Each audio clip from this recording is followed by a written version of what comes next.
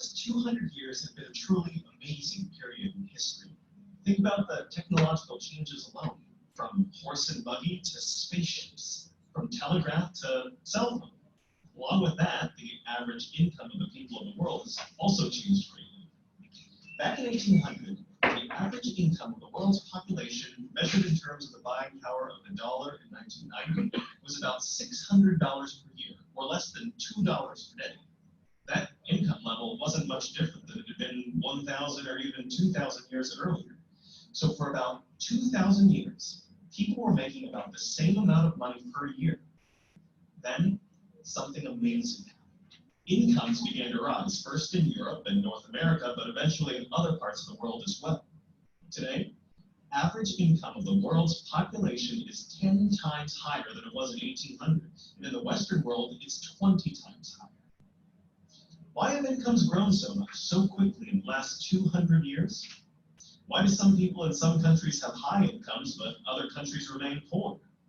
Some believe it's because of resources. But Venezuela and Nigeria have lots of natural resources, and yet they remain poor. On the other hand, Japan and Hong Kong have few resources, and they're rich. Other people think it's climate and culture that explain the difference between rich and poor countries. But North and South Korea have similar climates, and their population are of the same culture. But South Korea is rich, while North Korea is extremely poor. Just look at this picture of the two Koreas at night. North Korea, South Korea. South Korea's lights demonstrate the difference in the two. It's not that North Korea forgot to pay the electric bill, it's that they just don't have as many lights to start with. Some people point to overpopulation as the cause of poverty, but Singapore and Hong Kong are among the most densely populated countries in the world, yet their incomes per person are also among the world's highest. Why do Chinese individuals living in Hong Kong and Taiwan have much higher incomes than those living in mainland China? Why are Cubans living in Miami so much better off than their relatives in Cuba? Do these differences have anything to do with freedom to trade, start a business, choose how to earn a living, or profit from a new idea? We're going to explore all of these topics to discover the major factors that create, support, and encourage economic growth and prosperity. As we'll see, institutions and policies make a huge difference in the achievements of people, much more so than natural resources, climate, and culture. You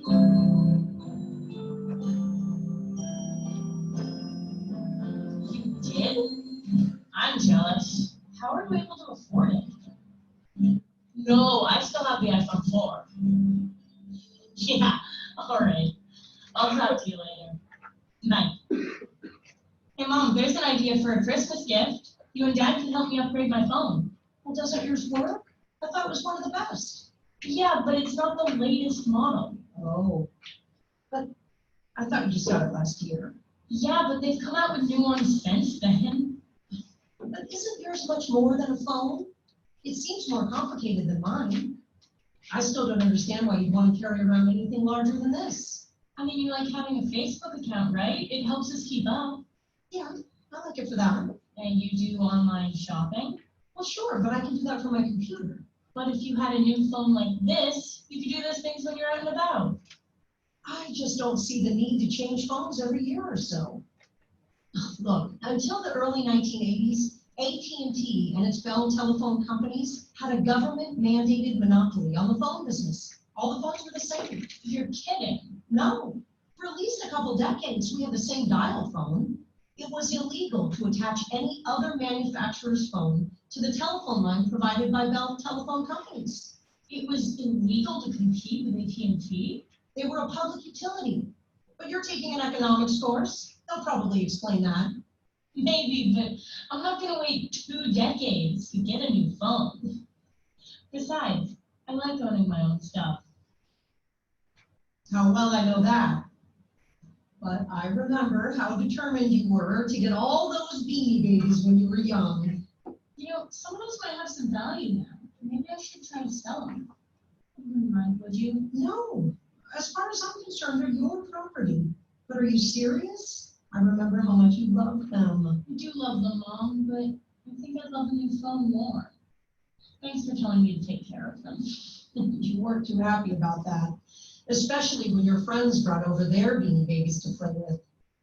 Now, if you decide to sell them, though, the fact that you kept them in pristine condition means they'll be much more valuable. The same goes for my American Girl dolls. I spent months of allowances on those, and it really felt like I owned them. No one ever had to tell me to take care of them. But think about it, their value will likely go up over time. So maybe you want to find another way to pay for that new cell phone of yours. I guess I could manage a part-time job. Another decision. Choices everywhere. And not a doll to play with.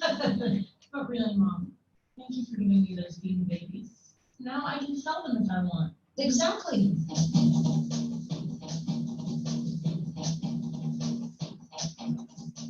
Private property is a concept that impacts our lives every day. Something Beth just learned with some help from her mother. If the Beanie Babies are her private property, she's free to keep them or sell them or even give them away if that's what she wants. But why is it that a public bathroom or the common space shared by roommates is often a mess? Why do renters often mistreat the property they're renting? Most people wouldn't treat their own bathroom or space the way they treat a public space. Have you ever seen a shared refrigerator in an office building? It's usually messy and contains old foods growing weird substances like a science experiment gone awry. Economists call this the tragedy of the commons. When everyone owns something, no one owns it. No one feels responsible for it. So they don't feel as badly about mistreating the space, and they assume that someone else will take care of any problems. Private ownership gives individuals a strong incentive to take care of things, to protect and develop resources, to use them in ways that are highly valued by others, and to preserve them for the future. Doing so will increase the value of the property and benefit the owner. Not doing so lowers the value of the property, reducing the owner's wealth. Paper and lumber companies, for instance, get more than 90% of their wood from privately owned forests. They cannot risk the tragedy of the commons by relying on unprotected sources. They must plant many more trees than they harvest if they are to stay ahead of demand. They must plant 3 to 4 trees for each one they harvest, around 1.7 million trees per day as an industry. African elephants in Kenya have similarly been protected by private property. But on the massive national game reserves, there was too little incentive and too few resources to protect them.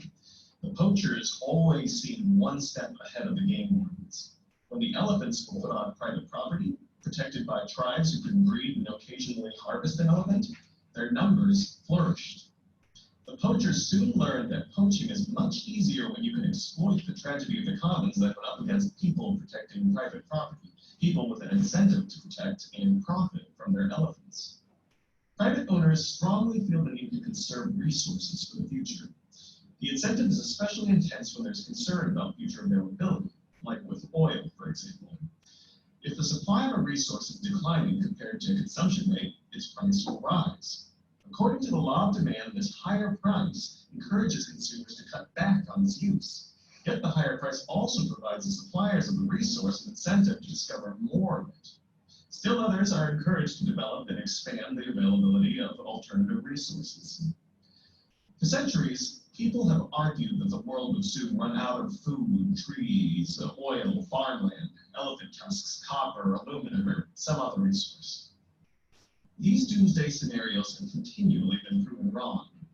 If resources are privately owned and market prices allowed to adjust, there's no reason to believe that these things will come to pass in the future either. Let's investigate further.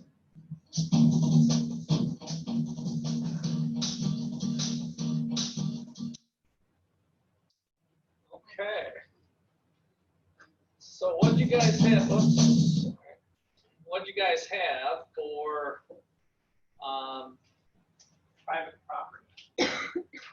Well, for some of your notes regarding private property, that were important. It's taken care of better than public property. Okay, it gets taken care of better, right? So we had that tragedy of the commons with common ownership. You're gonna bring that up. What? So what? In your words, what was the tragedy of the commons? Then? It makes sense to see which my house roommates or like afraid to live in various things because everybody has their own stuff and everything. Yeah. And unless you've got private bathrooms, the bathroom can get kind of ugly too, right? So those common spaces tend not to be treated as nice because all it takes is the messiest person, if you're sharing it, And then all of a sudden the clean person has to clean the other person's messes and systems kind of break down, right? It's exactly the tragedy of commons. Okay, other things on private property that you wrote down that you noticed from the video. Yeah, Tamara? Good, sell it, keep it, get rid of it. So that's part of the ownership rights that we want to think about, how private property is different, that you've got the ability to do with it as you please. And you don't always have that in other places around the world. So we're gonna attempt to measure how well people have the ability to do that, is what Jim tries to do with his measure. Jordan, did you have, were you just stretched? Okay. Okay, anything else on private property? It causes the value of economies of scale to go up. The value of economies of scale, what do you mean by that? Basically, it can cause an increase in the economic value of an area that has more private property. Okay, so values can go up because if people are taking care of their own stuff, right, because they have incentive, they don't have the commons issue, then that can cause an increase in values. So that could be going up as well. Okay, good. So I want to nurse us along a little bit more with the definition of the thing that I didn't have earlier because I didn't have my marker bag somehow, which I thought I did. Oh, let's see here. What I think about it. This will work. Nope, this is not the one I wanted, sorry. This one. Okay, so this is the definition we've got for economic freedom. I want you all to write down the first bullet. You don't have to do the second bullet, but on your notes, put this question, what is economic freedom? And I want you to write that out. Give you a couple minutes. Individuals have economic freedom. So this first bullet. Yeah, down at the bottom. Yeah, just put what is economic freedom so you can kind of continue your notes. What is economic freedom? And then write down that whole, I think it's a really long sentence actually.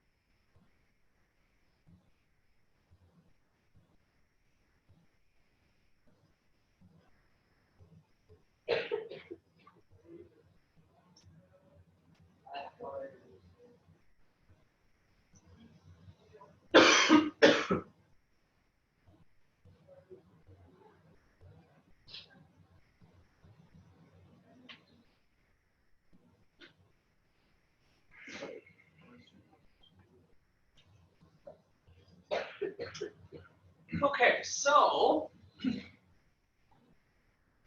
similar, you see, you kind of hear the private property stuff in there, right? So individuals have freedom when the property they acquire by not using a big club or stealing it is protected by from physical invasions by others. Who would help us do that? Where would that come from in society? Government. Possibly government. Would it have to be government? No. What are some other sources that would help protect from physical invasions by others? My shotgun. Shotgun, yeah, that's true. Yeah, so you can kind of do it yourself. Now, we can have laws on the books. Do we have laws on the books that you can shoot people? Yeah, we do. We actually have laws on the books that you can shoot people. Now, if you go to Walmart and get in a disagreement with somebody at the checkout line, can you shoot them? Well, you can shoot them, but you will be going to jail, right? Now, if on the flip side, though, a person enters your home and is trying to create violence and they weren't welcome in, can you shoot them and not go to jail? In some states, not all states, but in some states, certainly Texas, I think Kansas probably falls in that line too, but there are circumstances where you can shoot them if they're in your house. So some states are stronger on this than others. Like if you're on my property and you're not supposed to be there, in some states, you might be able to get away with even shooting. Sometimes that creates problems because maybe it was an accident or whatever. We don't just want people killing people. Jake? So what would happen if you state A little louder? What would happen to you if that state didn't allow it? You go to jail. Oh yeah, yeah. I mean, you gotta know the laws of the land. But in general, you know, how well do we have in our country our stuff protected by physical invasions of others, right? So how good is the police system? Might be part of the government-run thing, but as Daniel pointed out, you can do some of your own self-protection. So, but there needs to be laws on the books or guidelines of how far you can push that without going to jail. Is my point with that? Some sort of rule of law. Here on campus, do we have some things that we do to help protect you from physical invasion of others that doesn't involve the government? What, Deshaun? No? Security, campus security. Right? Those big guys and gals with the guns and stuff that come blazing. If somebody's beating down your dorm room. So, is campus security government? No, right? So, in the United States, Ottawa University is a private university or public? Private. And that private university has the ability to do additional protection from invasions beyond what the government's providing, right? So we have a lot of that going on, more than just thinking, well, the government has to do it. The government doesn't have to do it, and there could be law. Now, could the government have a law that says, no campus, we don't allow people to have stuff like campus security. We are the ones who provide the protection of the public. Is it possible that they could outlaw private universities to have their own campus security? Sure. You see how that's not allowing as much freedom in terms of protecting private property and you choosing how much protection you want. If you want to hire a, you know, if you're a famous person, you might have some armed bodyguards or something, right? So we have the right to do different levels of that protection. Okay, so I think we'll do this one, we'll get into our next video. So in order to achieve this freedom ranking that's higher, how do we do it? Well, we wanted to have people have more individual economic freedom. We're going to try to rank that across different countries. So if the government is spending money and collecting taxes, is this a voluntary deal? Do you guys pay your taxes voluntarily? Probably not. Yeah, right. We might volunteer something different, right? So government taxes and spending is essentially forced upon us. I know we don't think of it that way, but it is. And if you don't pay your taxes, you go to jail. So that is not giving you more freedom. It's taking away some of your freedoms if the government is doing more rather than less. And so they try to come up with a measure of how can we do that. We're going to learn how in the future. Provide access to sound money. The United States scores pretty high on this. We went through our money and banking chapter, right? And so they're pretty responsible with not running the printing press and causing inflation. In other countries, we learned Zimbabwe, that can get out of control. So you have less freedom as an individual in that country if you've got an irresponsible government that's not giving you access to good, stable, low money, right? Money that you can count on. Protecting property rights, we kind of already talked about. In terms of the police system and court system, enforcing contracts even-handedly What would that mean? Even-handedly. Something's even, that's kind of a weird word, a little, maybe slightly old-fashioned. Even-handedly, and enforce contracts even-handedly. How would you reinterpret that statement there?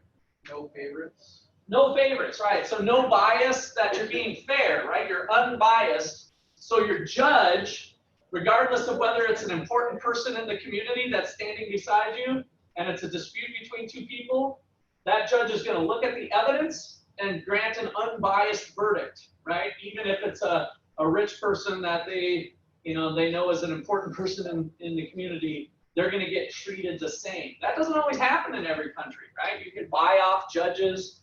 Maybe you can do some different things that way. I was just watching, what was it, show the other night on bribes or something.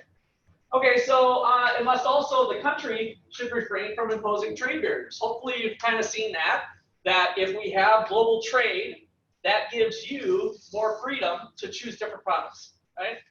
So if we can buy something cheaper in Mexico and have it up here, then if the government has some trade barriers of some sort, whether they're tariffs or quotas or other sorts of restrictions, we don't have as much freedom as if we would if those were gone.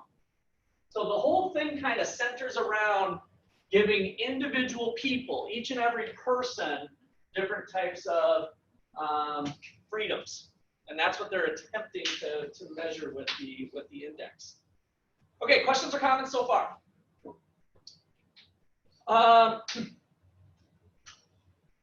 So there's 162 countries in the index. Everybody that has some data on them. And we've got 42 variables that are collected for every one of those countries. And they're into 5 basic areas. That's on your handout that we have. And we're not going to go into it to detail. I want to get to another video here to build up, but that's where we're going. So they go all the way back to 1980, and then you end up with a simple number of 0 to 10. So all 42 variables, it's really kind of easy the way they did it, and that's what I think is kind of cool about it. It's a simple average of those 5 areas ultimately. So basically, each area has multiple variables. Area 1, 2, 3, 4, 5, and then those get distilled down by an average into a simple number, and that's how you get that ranking with all the countries from 100 to 62. Everybody's got that number, and that's what's been done with this Economic Freedom Index. Okay, questions or comments there? Yes? Despite like Hong Kong kind of committing like a modern day Holocaust, how are they still so high on Despite them, how do you interpret what's going on in modern day Holocaust? Let me hear from Derek. Yeah, so essentially like people are just getting like locked up, and I don't know the full story, but I know You don't know the full story. I know that it's bad, right? No, it's not even close to modern day Holocaust. That's why I was surprised. I don't know what news source you heard that from, but so there's been some civil unrest, and I'll just give you the short of it because I think we'll get into stories like Hong Kong later too. But so Hong Kong was a part of mainland China historically. The Brits took it, and then the Brits wanted to get out of the business of taking over countries. So in the 1950s, they wanted to release it, but they were not going to release kind of more, let's call it free or economic freedom, Britain, more of a capitalist system, was not going to turn it over to mainland China communists. And so the deal that they said was that we're going to come up with a rule of law so that mainland China can't dictate rules back to Hong Kong. And so then the Brits released it, the Chinese agreed, of course, and that's the current situation for Hong Kong for the last 50 plus years, since 1950, so pushing 70 years. The recent civil unrest came about because Hong Kong has been so free that mainland China, there was a cohort of people within the government that wanted to prosecute criminals and send them over to mainland China. So basically, they committed a crime in Hong Kong and they were a Hong Kong citizen, and then they would send them over to mainland China to start to leverage mainland China being able to have some say in prosecution. And they were outraged by that they would be reducing their freedom, that all of a sudden mainland China has been trying to get their hands back on Hong Kong, So that's kind of the current tensions without getting into too much more detail of what's going on. And there was riots because people who were the citizens of Hong Kong are actually fighting for their freedom. They're fighting for the economic freedom so that they don't somehow start to get absorbed by mainland China. So we'll come back to that topic later. That's a great topic, and there's videos and other things on it as well. But certainly no Holocaust. That's way out whacked. Fake news, if you want to call it that. There's no big Holocaust going on. If you really understand the German Holocaust, it's not even a close thing to say. So it's definitely a fake news blast of some sort. I think it's getting mixed up with the detainment of Uyghurs. What's happening in China. So they're taking an ethnic minority and they're detaining them illegally, and may or may not be. Okay, I'd like to learn more. Maybe we can talk about after class on that. Sure. Because I'm not sure on that one. Let's see, what am I trying to do here? I'm trying to get back to my video. All right, so continue on with your notes. We got another video here. You guys saw this one, remember? So this was the cool one with all the graphs that I showed in class before. So this is what we refer to as the hockey stick. So if you want to write in your notes, draw a picture of a hockey stick. Basically draw this graph. If you draw it like for a long period back to Jesus Christ over here, it's actually more like this. So this graph only goes to 1,000. Go back to 0, and it looks the same. Basically, this flat line just continues on into history. So it's kind of, we refer to it as the hockey stick. Because it's really an amazing thing that happened in the world. And a lot of it is due, most of it is all due to an idea of economic freedom.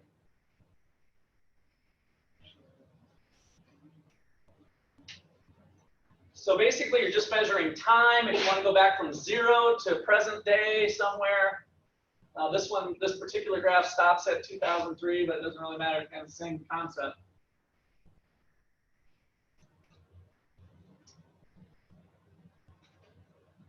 So the two lines on here, the red one is the West, so mostly led by the United States, but GDP per capita. So what was GDP per capita? We've been doing that a lot in class. We've calculated it in previous stuff. How would you describe what GDP per capita means? Income per person, right? So average income, if we just take the income of the nation, which in the United States is around $20 trillion, divided by the 350 million people that we have, then you get kind of an income per person measure. And so the hockey stick says that we had a lot of income equality. We had a lot of income equality the past 2,000 years. Everybody was equally dirt poor, except for a few kings and queens and landholders. The general population in the course of history has been dirt poor. Basically what we call subsistence level living. What you make is what you eat, right? So you can kind of think of farming communities and other things. So then, in the West, the red line here is the United States of America was born somewhere right in here. When did Christopher Columbus do his thing? 1492. 1492, and then by the time we start bringing the Pilgrims over, settling the United States, this includes South America too, but that whole thing, somewhere here in the 1600s, right, is where we start to get part of the United States starting to be colonized and a little bit more activity going on. And then when was the Declaration of Independence? 1776. We started to really get our crap together, put the Constitution together of what the United States of America would start to look like, right? So the Constitution, by the way, touches on these types of things, where we started to have a law, a rule of law, that had private property in mind, which was much different than what we came from. The king and queen of England and Europe was pretty much dominated by a different type of rule. And we thought, oh, the United States is going to be different. Let's set it up so that everybody kind of rules themselves, right? As long as you're not hurting other people. So that concept of individual economic freedom is what was attempting to be embodied into the Constitution. All right, so then we get private property, maybe people starting to lead to innovations. They're like, oh, if I invent something, I get the rewards of it. So no more tragedy of the commons, that you just work for somebody else and somebody else gets the benefits, but rather you can start your own business and actually sell it, right? So as Jamira was pointing out, you have the right to own property, to sell property, to transfer property, right? So it's all kind of resting on this private property idea that led to an amazing amount of technological innovation. So we usually think of the Industrial Revolution, of the development of machineries and stuff. Well, why did that happen? Well, and part of it was, of course, we had some smart people, but we had people that had the right to do themselves. They weren't all rich people that did it. It could be people of more, there's lots of stories of people of more humble means, but they had equal rights as rich people did. And so if they were the ones that came up with that concept or technology, they had potential to be part of this rising income individually.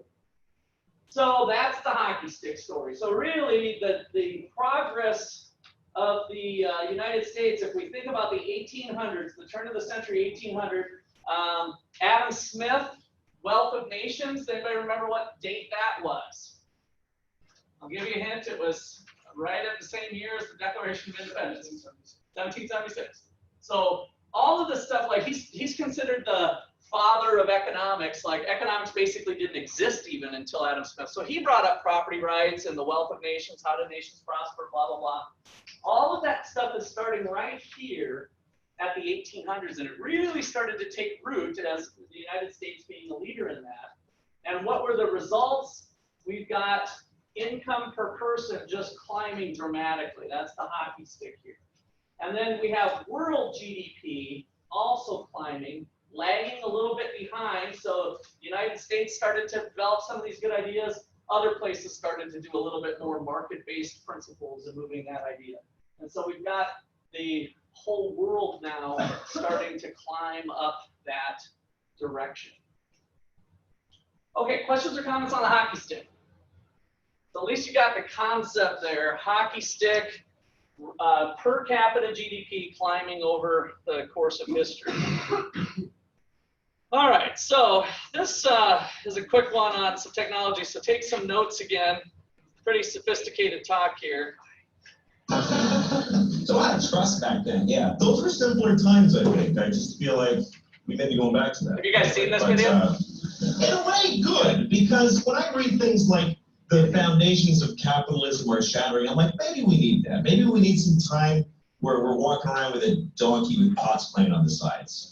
You think that would just bring us back to reality? Yeah, because everything is amazing right now, and nobody's happy. Like, in my lifetime, the changes in the world have been incredible. When I was a kid, we had a rotary phone.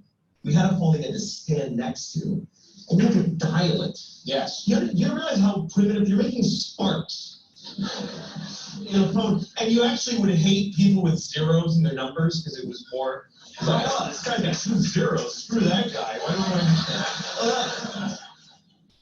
And then if they called and you weren't home, the phone would just ring lonely by itself. And then if you wanted money, you had to go in the bank for when it was open for like 3 hours. You stand in line, write some check like an idiot. And then when you ran out of money, you just go, well, I can't do any more things now. I can't do any more things. That's it, yeah. That was it. And even if you had a credit card, the guy go, oh, so you bring out this whole chunk, and you write, yeah, so you have to call the president to see if you have any money. It's all perfect. You had to call the president, yeah. It was ridiculous. Yes. Do you feel that we now, in the 21st century, we take technology for granted? Well, yeah, because now we live in an amazing, amazing world, and it's wasted on the crappiest generation of just spoiled idiots that don't care, because this is what people are like now. They got their phone, they're like, it won't. Give it a second. It's going to space. Can you give it a second to get back from space?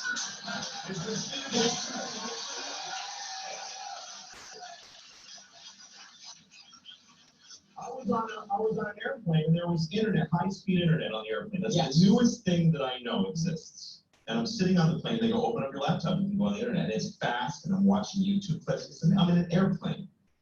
And then it breaks down. and they apologize, the internet's not working. The guy next to me goes,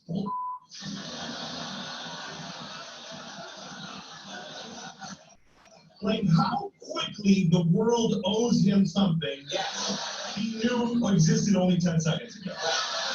Right. And on planes,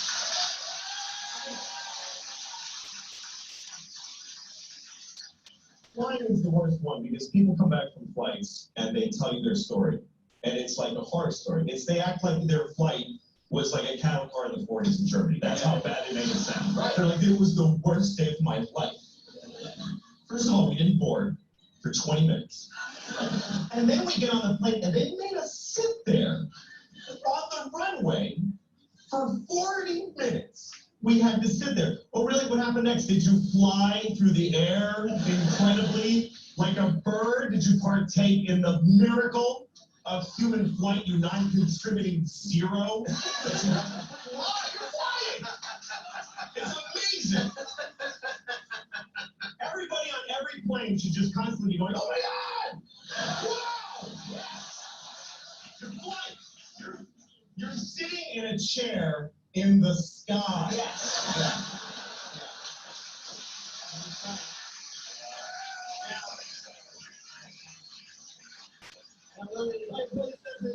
Just to go back to life. And it's really, here's the thing. People, like, they say there's delays on flights. Delays, really? New York to California in 5 hours. That used to take 30 years to do that. And a bunch of you would die on the way there and have a baby. You'd be a whole different group of people by the time you got there. Now you watch a movie and you take a dump in your home. Nice way to say it. That is it. No. All right, so write your notes down on that one.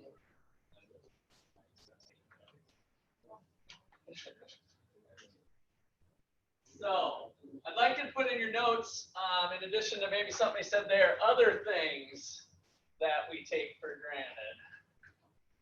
Other things you take for granted, maybe, that now that maybe this, this video might spark a few more thoughts. But that's the hockey stick, right? That's that upward climb on the hockey stick.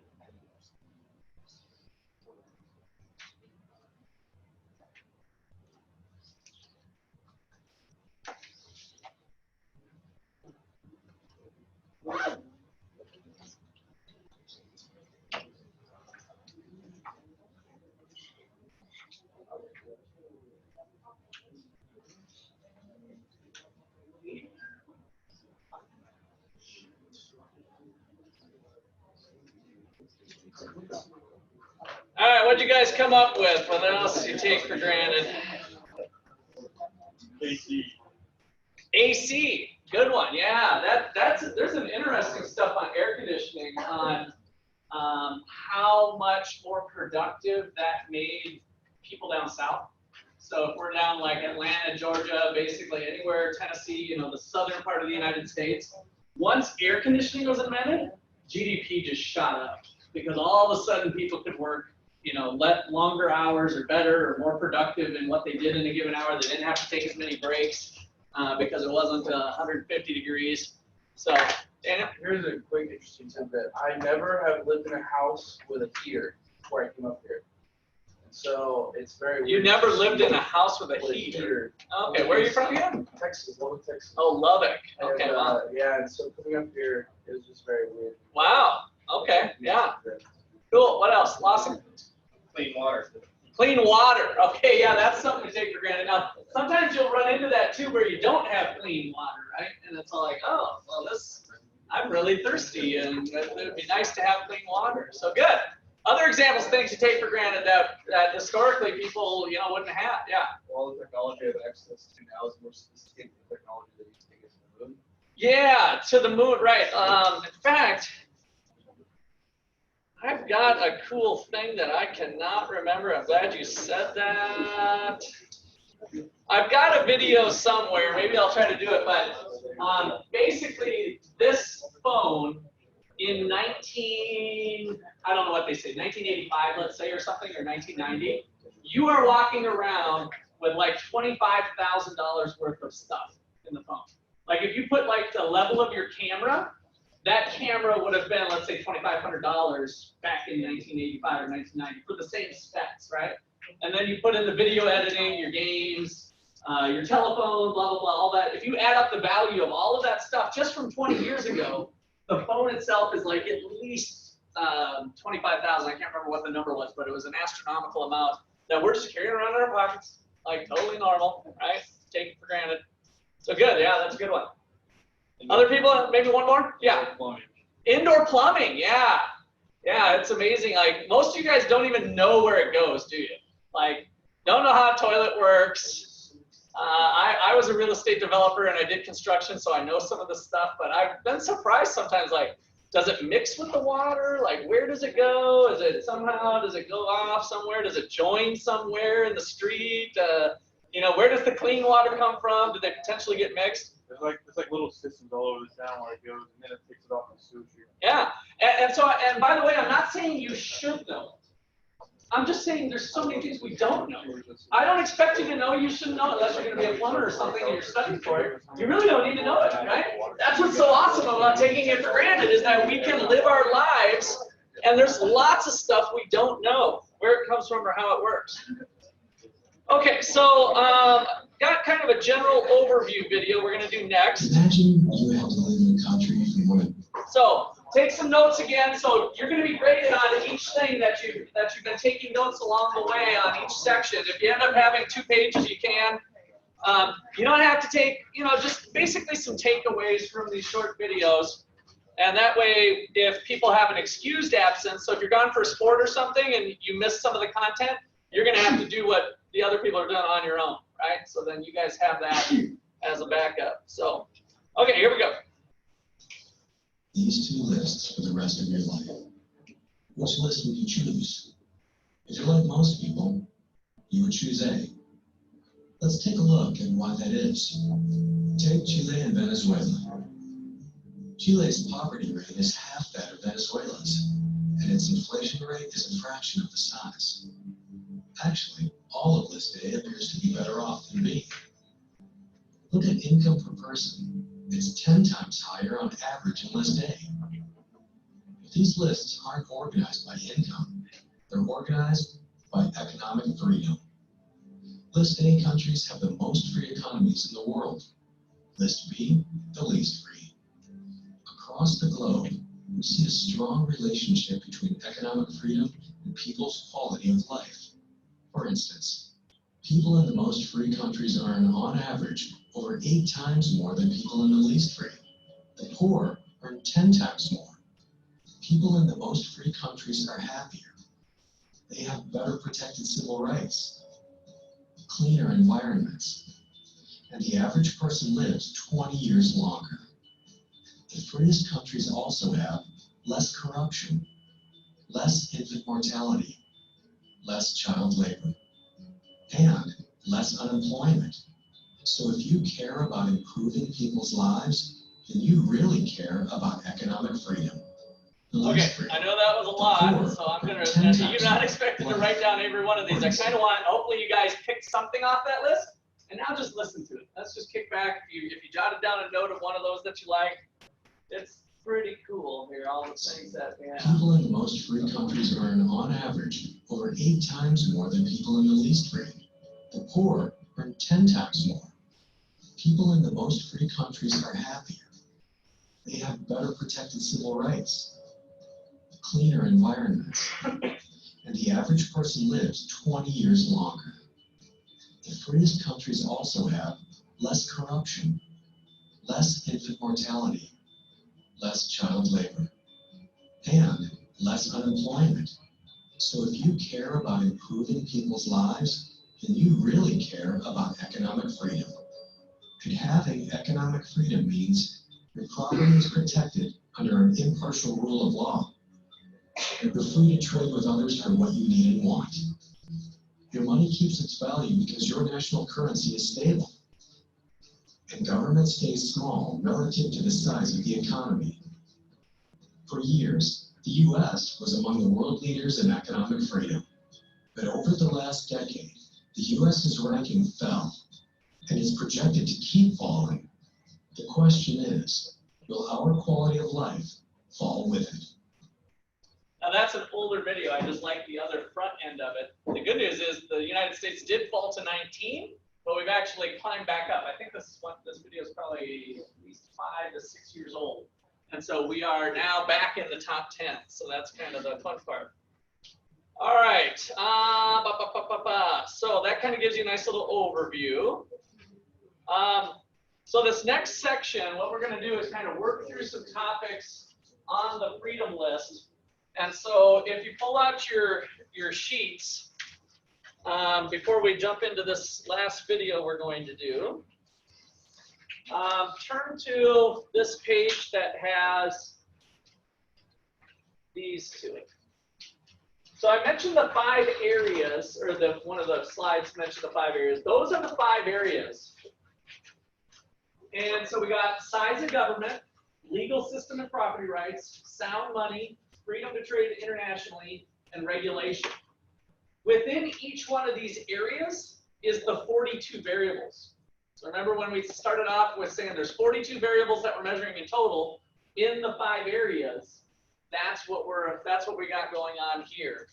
And so the legal system is the area this next video is going to talk about. And so within the area, the variables that are being measured are judicial independence. What would that mean? Judicial independence in a country. First of all, judicial, what does that mean? The court system, right? So judges, judicial, like if you have a problem and you go behind the even-handedly rule of law, whatever, with the judge. So we have judicial independence. What do you think the independent part of that, with that judge or that court system, what are they independent from? Is that like separation of powers? Separation of powers, yeah. So the United States is good with that. So if Trump says, I don't like what you're doing with that judge, or let this person off, the judge can tell Trump to screw up, right? So the independence, there's no connection there. Now, could there be forced through a tweet or something? Who knows, right? But in theory, our judges are able to, rule on the law and have some independence. Similar to what we talked about with the Federal Reserve, the independence of the Federal Reserve. Remember, the money system was kept independent that way too. All right, so impartial courts, protection of property rights. We've been talking about with private property, military interference in the rule of law and politics. So do we have situations where the military is kind of entering into the picture? The United States, no, right? It's like, what? This is what's kind of hopefully going to open your eyes to some of this stuff. It's like all the stuff we take for granted, like the video was just showing. It's like, oh, that happens in other countries. It doesn't happen in the United States, but in other countries where the government is the military, they're kind of one and the same, then that can be an issue. Integrity of the legal system, legal enforcement of contracts, so private contracts. So one thing is breaking the law. You kill somebody or you shoot somebody, you might go to jail and face the legal system. But another thing is with contracts. So if we have two businesses that are contracting with each other, or maybe it's your employer-employee relationship, right? You agreed to work for this employer and you were doing this, and then somehow something happens at work. And you're like, I'm going to sue your ass. Do we have that ability to do that, right? If in other countries, the business owner is cozy and tight with the government and the politician, that employee maybe doesn't stand a chance, right? So in contracting, in contracts, like for an example, employer-employee relationships, do we have the same type of protections going on and enforcement of those contracts, that we have an unbiased judge that's going to hear the evidence from both sides and make a ruling on, employer, you violated this employee's property rights, right? Or vice versa, right? And make a judge, make a ruling. That doesn't happen everywhere. Reliability of police, there's definitely a question mark in a lot of places. And the business cost of crime. Okay, so any questions on those categories? All right, let's take a look at this next video. This will be the last one today. We'll do a little discussion after. So,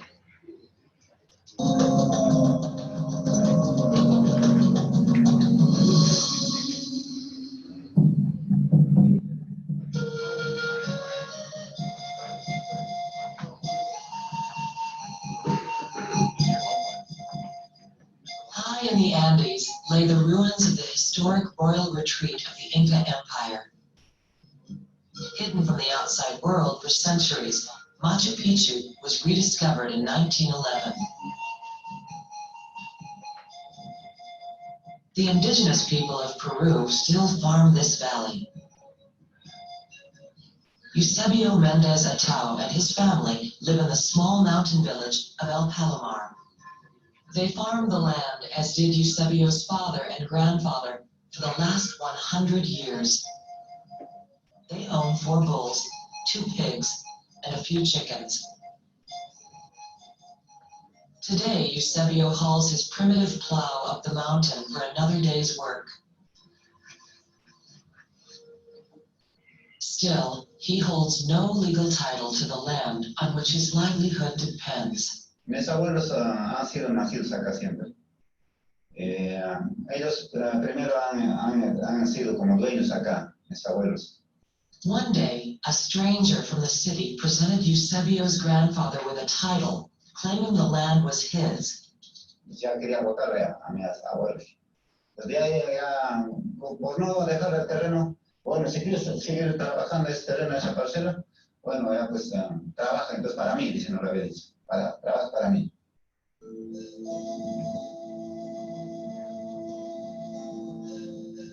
Over the centuries, this sacred valley of the Incas has had many owners. Stretching more than 2,000 miles, the empire once controlled the land from Ecuador to southern Chile. Inca kings extracted tributes from local farmers until Spanish conquistadors conquered the land in the 16th century. Since then, Peruvian governments have often dictated land ownership. As a boy, Eusebio had only one option: to work for the man who had claimed ownership of the land. This afternoon, Eusebio's sons will help him in the fields. Most days, Eusebio and his wife Zenobia work from dawn till dusk. Para mí es meter el terreno es que se llama como si fuera un oro, o como si fuera una plata, porque de ahí yo como, de ahí comen mis hijos. In 1969, the Peruvian government took the land from the large property owners, but instead of distributing it to individual farmers, they established cooperatives, and no individual was allowed to own the land. Once again, Eusebio had only one option. To stay on the land, he and Zenobia would have to work for the cooperative, whose directors were appointed by bureaucrats in the capital of Lima. Entonces seguíamos, peor que los hacendados eran los explotaban, los dirigencias también. No era sueldo, sino salario nomás era. Diario un sol 50, aún mucho más. Para ellos sí tomaban cerveza cuando viajaban al Cusco. Por ejemplo, los dirigentes tienen hasta ahorita su casa, su carro, ¿no? Tractores que tenía la cooperativa se lo han vendido, ellos, y eso tenían que poner en el banco de la plata, y ellos se gozaban con eso. For years, Eusebio and his neighbors fought the system without success. Nearby, Sebastiana Flores farms a small plot of land with her husband and 2 sons. Another neighbor, Alejandrina Huamonde Chavez, farms the land alone. Her husband has left to earn money in the city. In their fight to own property, Eusebio and his neighbors have allies they have never met. 2/3 of the world's population are locked out of the capitalist system. 4 billion people that have no property rights, have no recognized legal business association, and no recognized legal means to identify themselves. Hernando de Soto is president of the Institute for Liberty and Democracy, headquartered in Lima. The Economist magazine calls it one of the 2 most important research organizations in the world. It fights for property rights and the rule of law to ensure that no one gains special treatment from government. Working one-on-one, its field researchers pave the way for reform. We all talk about a global economy and a global world. And yet, we know very little about how 2/3 of the world lives. And it is important that we get acquainted with them because they are the majority of the world's population. What you need to participate in the capitalist game are assets. Eusebio's only asset is the land, but without legal title, he cannot get a loan to buy more seed or more land. Without legal title, he cannot borrow to educate his children or improve his home. And without legal title, he cannot benefit from the sale of the property, nor could his father or grandfather. Había desesperación. Como te digo, en mi sueño, yo quería ver siempre el título, pero con ese sueño siempre me despertaba en la tarde, en la mañana, en la noche, igual era para mí. Eusebio's dreams are but the beginning of a series of complex issues. Creating the rule of law is, of course, not a silver bullet. Development is very complex, like life itself. You've got education that's involved, you've got health that's necessary, you've got enforcement that's all part of it. But if you do not have an order that tells you who owns what, who is where, and who's accountable for what, none of the rest work.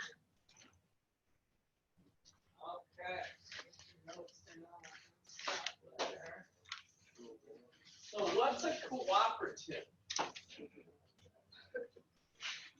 They use the word cooperative. You might know what a cooperative, a co-op. It can be used in different ways. It is that nobody owns that area, the government controls. It's usually a form of some sort of joint ownership of something. So they're working together. The co-op here for bringing farmers together to bring their grain to is called a co-op. So there's usually property rights defined within. So it's not like one farmer brings their corn and then they don't get it processed, but they're paying kind of fees to be a member of the cooperative. But in this case, with the government owning it, they were trying to run it more where there was less individual property rights. They still didn't own the land. If you don't own the land, you saw some of those pictures, you've seen them before in other places, maybe in other countries. What's different about the way they were farming versus what happens in the United States? Primitive tools. Why are they not using machines? Don't have access to it, right? What about irrigation systems? Why wouldn't they be putting piping down like we do in the United States for water? Can't afford it, or They're not allowed to. they don't allow, the land is not theirs. So if they all of a sudden get kicked off the land, so you can see how that starts to kind of inhibit what can be done with it. All right, so go ahead and we'll call it a day there. Make sure your first name, last name's on your notes, nice and clear. I have an idea about maybe the notes that maybe we'll do next time, or something about getting them loaded, but we'll do it this way for now today. See ya on Friday.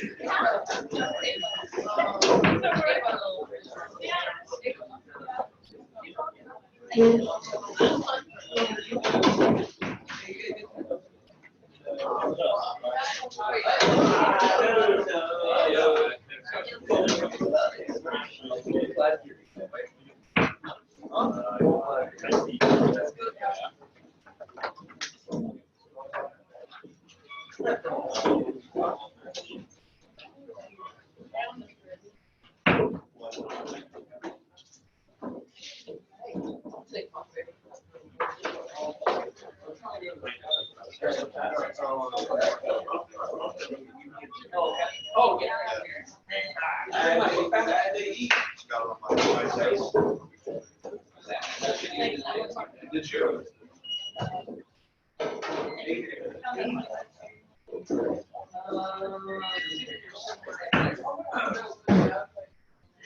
Just a reminder, I'll email you, but What you got for yeah, see me on Monday. You can still email me too, but otherwise, I'm not exactly sure what we're going to do Friday, so you can see me on Monday to make up. But I might also have, like, if we did some videos, maybe I'll have more direction that you can try to hit. No, I was just going to talk to you about something. Okay. I Oh, that's right. You got that. And then I was gone. Friday I was out of town, and then Monday I was down. Okay. I haven't gone Yeah, you just on the. I mean, for the other assignments, I was going to the ones that you during you had your surgery. Those first two we open up for you, but you need to email me so you can get those done. Yeah, I emailed you and you said to come as you. Oh, I did. Okay. Well, then let me get Andrew taken care of, and then we'll talk. So, this was the change in price.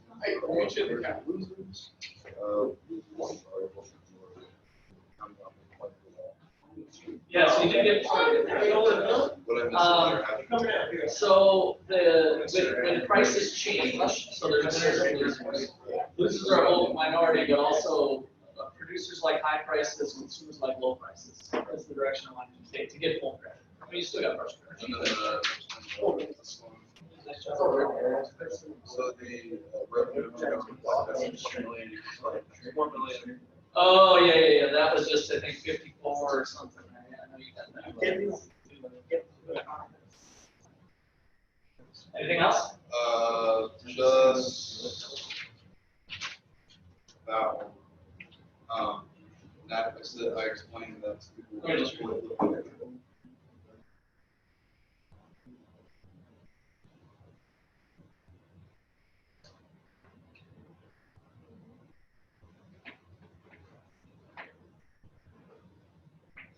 So I guess the thing I'd like you to stretch a little bit more is when somebody gets laid off, with kind of describing structural unemployment, they could get laid off because it's cyclical. And That's what I would explain. So like I was saying, that some people will be unemployed looking for a job. It is when that's good. Yeah, I like that part. Right, but it is when someone is laid off due to economic calamity that becomes problematic. So that's okay. But I even wanted to bring another step further and kind of describe structural. Okay. There's changes with obviously. So again, you got partial credit. Oh, I didn't know. Okay, sounds good. Yeah. All right, we'll get you those extra two though. Anybody else need to look at their exam? Okay.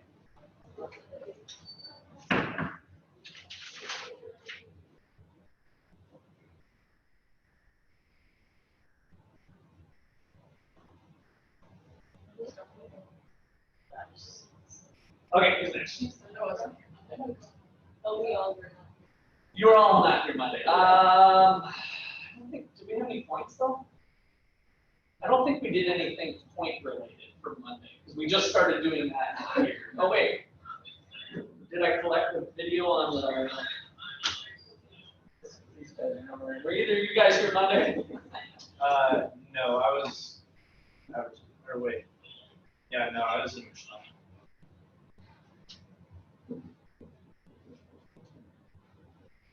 Yeah, I don't think I did. We watched a video, but it was just I didn't collect anything on notes like we did before. So that makes sense. Yeah, so just get the lecture notes. We finished up. We basically spent most of the time finishing up the chapter that students began. And then I had a recording, right? Did I send that out? Yeah, so you can look at that. Okay. We won't be here Friday. We're gone Friday. So for Friday, if you want to email me, you can. Otherwise, just wait till Monday, and then I'll tell you what you missed as far as the class. Okay. Thank you. All right. Armin, what did you need? Are you waiting? Okay. All right. Let's get you figured out. Yeah. So I did the first two chapters of like homework. But I don't know how my grades were on that, but I think that's okay. But I think